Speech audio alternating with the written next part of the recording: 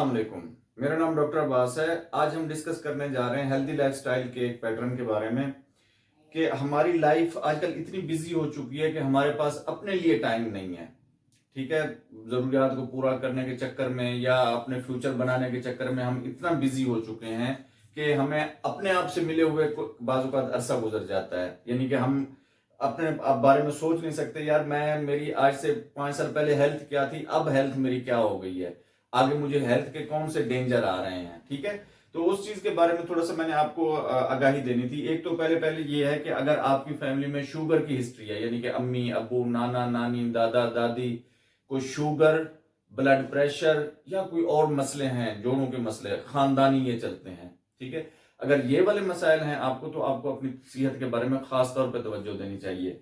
ये बात अपने जहन में रखें कि अगर आपके पेरेंट्स को या आपकी फैमिली में किसी को यानी कि 50 साल की एज के बाद कोई चीज हुई है, तो आपको वो 40 ईयर्स में शुरू हो जाएगी वो वाली प्रॉब्लम। ये बात अपने माइंड में रखिएगा। रीजन क्या है कि इनकी फूड कुछ ना कुछ प्योर होती थी उस वक्त, इतनी मिलावट शुदा चीजें या इतनी जो यानी कि आर्टिफिशियली सिंथेटिक चीजें हैं वो इतनी नहीं होती थी, प्रिजर्वेटिव्स वगैरह यूज नहीं होते थे, यानी कि रेगुलर चीजें होती थी उनकी दरख्त से, यानी कि खुद ही अपनी गंदम बोई खा ली, ये सारी चीजें होती थी।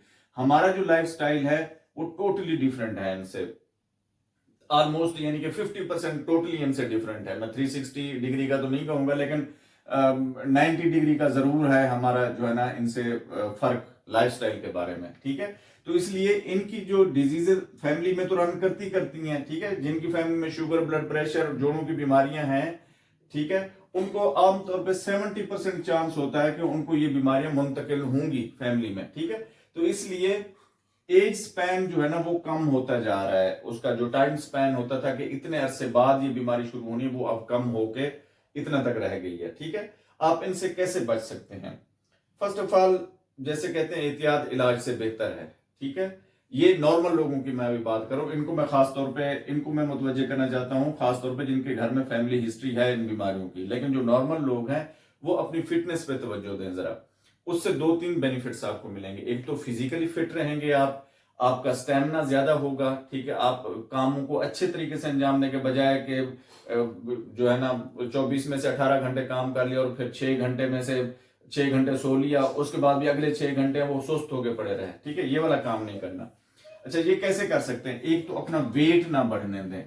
ठीक है, वेट को मेंटेन रखें, अपने को वेट को ना बढ़ने दें, क्योंकि इससे क्या होता है, बहुत सारी बीमारियां, शुगर, ब्लड प्रेशर, तो ये दावत दे रहे होते हैं, जो मोटे लोग हैं वो दावत दे रहे होते हैं कि आज ही हमें लग जाओ। ठीक है, तो इसलिए अपना वेट नॉर्मल रखना है, आपने अपनी फूड को नॉर्मल रखना है। ठीक है, फूड को कोशिश करें ज्यादातर वेजिटेबल उसके अंदर जरूर हों, वेजिटेबल्स। ठीक है, वेजिटेबल सैलेड की शेप में भी हो सकती हैं। ठीक है, मीट खा रहे हैं आप तो उसके साथ सैलेड जरूर होना चाहिए। इसी तरह राइस खा रहे हैं तो उसके अंदर भी सैलेड जरूर होना चाहिए। ठीक है, कोई भी यानी इस तरह की वेजिटेबल्स खा रहे हैं तो उसके अंदर सैलेड का कंटेंट जरूर होना चाहिए। ठीक है, अच्छा, दूसरा, फिर मैंने एक वीडियो बनाई हुई है कि शुगर के जो लोग हैं वो खास तौर पे सैलेड यूज करें। ठीक है, क्योंकि वो जो खाना खाने के बाद यकदम शुगर लेवल बढ़ता है ना हमारा आम नॉर्मल बंदे का, ये सैलेड अगर होगा तो इसके अंदर फाइबर के कंटेंट की वजह से वो यकदम शुगर लेवल हमारा नहीं बढ़ेगा। ठीक है, अब होता क्या है कि जब जो ही ये हम ब्लड वेसल है अगर हमारी, ठीक है, जो ही शुगर, चूंकि खाने के अंदर ज्यादातर शुगर होती है, वो जज्ब होकर ब्लड में आती है तो ब्लड लेवल शुगर का यकदम बढ़ जाता है। ठीक है, अब जो हमारा पेंक्रियाज है उसको ज्यादा काम करना पड़ता है। ठीक है, ज्यादा शुगर, इंसुलिन सिक्रीट करनी पड़ती है। ठीक है, जब ये शुगर लेवल बढ़ता है हमारा, तो शुगर इंसुलिन ज्यादा सिक्रीट होकर हमारे शुगर लेवल को नॉर्मल कर देती है। ठीक है, लेकिन ये कितनी देर तक करेगा? ऐसे ऐसे यकदम हम उसको अगर स्टिमुलस देते रहे, एक दिन आता है कि ये जो बीटा सेल्स होते हैं जो इंसुलिन प्रोड्यूस कर रहे होते हैं, ये बर्न आउट हो जाते हैं या ये एग्जॉस्ट इतने हो जाते हैं कि जो है ना ये इंसुलिन बनाना बंद कर देते हैं, जिससे फिर शुगर डेवलप हो जाती है। और ये शुगर वो वाली डेवलप होती है जिसमें आपको इंसुलिन लेनी पड़ती है, यानी कि इंजेक्शन लगाने पड़ते हैं या पैच लगवाने पड़ते हैं इंसुलिन के। ठीक है, तो इन चीजों से बचने के लिए आपने अपनी फिजिकल एक्टिविटी को बढ़ाना है। फिजिकल एक्टिविटी में मैं कहता हूं कि आप अपने बेडरूम के अंदर हैं, बेडरूम के दरवाजे से लेके वॉशरूम तक का जो रास्ता होता है ना, उसी के अंदर चलना फिरना शुरू कर दें। अगर ज्यादा आप आउटडोर वॉकिंग नहीं कर सकते, आउटडोर एक्सरसाइजेज नहीं कर सकते, कम से कम 15 से 20 मिनट ये वाली रूटीन अपनी बनाएं। खाना भूख से थोड़ा कम खाएं, ये वाली दरवाजे से लेके वॉशरूम के दरवाजे तक वॉक करें, अपनी मिसेज से बातें कर रहे हैं, किसी चीज पे डिस्कस कर रहे हैं, वॉक को अपना मामूल बनाएं। बुक पढ़ रहे हैं, बुक पढ़ते पढ़ते वॉक करें, वीडियो देख रहे हैं, वीडियो देखते देखते वॉक करें। वॉक को जरूर अपना जो है ना वो बनाएं।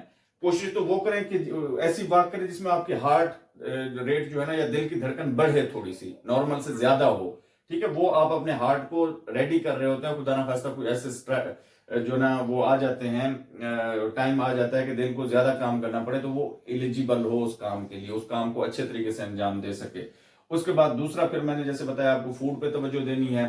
ठीक है, वॉकिंग में आपकी एक्सरसाइज में क्या हो सकता है, एक तो मैंने आपको बताया वॉकिंग, ये वाली वॉकिंग आपने जरूर करनी है जी। इसको अपनी रूटीन बनाए, ये डेली करनी है आपने, 20 मिनट 15 से 20 मिनट ये आपने ऐसे वॉक करनी है। उसके बाद क्या आ जाता है, अगर आप ज्यादा हेल्थ कॉन्शियस हैं तो एरोबिक एक्सरसाइजेज जो होती हैं, आप यूट्यूब पे सर्च करेंगे एरोबिक एक्सरसाइजेज तो आपको बहुत सारी वीडियो मिल जाएंगी। उनमें से जो स्टेप्स आपको लगते हैं बेहतर, वो उनको अडॉप्ट करके डेली का उनको परफॉर्म करें। डेली का नहीं, हफ्ते में 2-3 दफा जरूर कर लें उनको परफॉर्म। उसके बाद आ जाता है जिम।